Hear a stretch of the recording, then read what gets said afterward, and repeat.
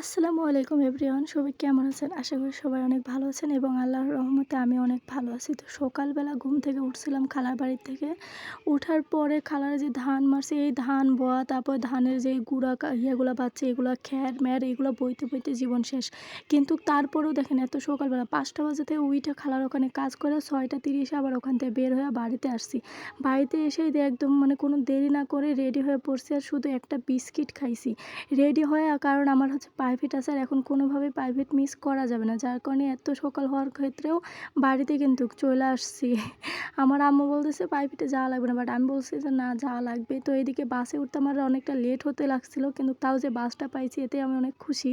আর এই বাসে এখন আমার বান্ধবী টান্ধবী সবাই আছে, যারা আর কি সকালবেলা প্রাইভেট পড়তে যায়। আর বাসে উঠলে ভালোই হয় যে বান্ধবীদের সাথে সবার সাথে দেখা হয়। 7:30টার বাস একটা, 7টার সময় বাস একটা।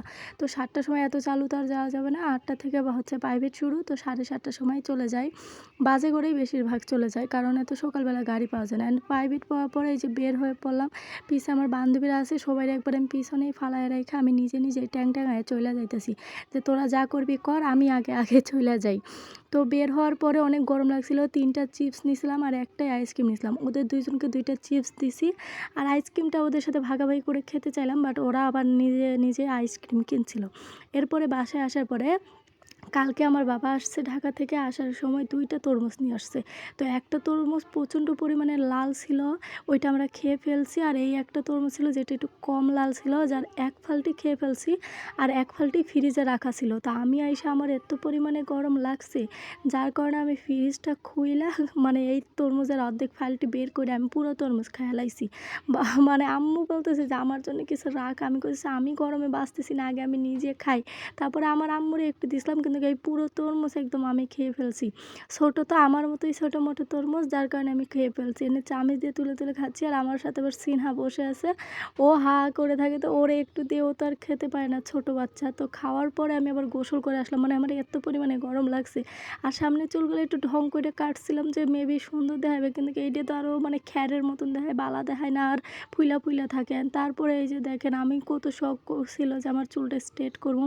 তো আমি তো পার্লারে যেয়ে চুলটা স্ট্রেট করে আসছি, কিন্তু চুলটা স্ট্রেট করলে কি হবে, বেডি আমার চুলটা ভালো করে স্ট্রেট করে দেয় নাই, যার কারণে আমার চুলের অবস্থা 12টা বেজে গেছে। এমনিতে ঠিক আছে, সোজা হয়ে থাকে, কিন্তু সিল্কি না, পিছলা হয়ে থাকে না, একদম সুন্দর হয়ে থাকে না, যেমনি রাখবো সেমনি থাকে না, খালি সোজা এই চুল, এই জন্য রাগ ওঠে।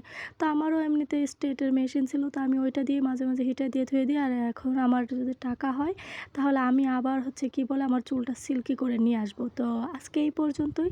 সবাই ভালো থাকবেন, সুস্থ থাকবেন, সবার জন্য শুভকামনা রইল, আর সবাই আমার জন্য শুভকামনা করবেন। ঠিক আছে।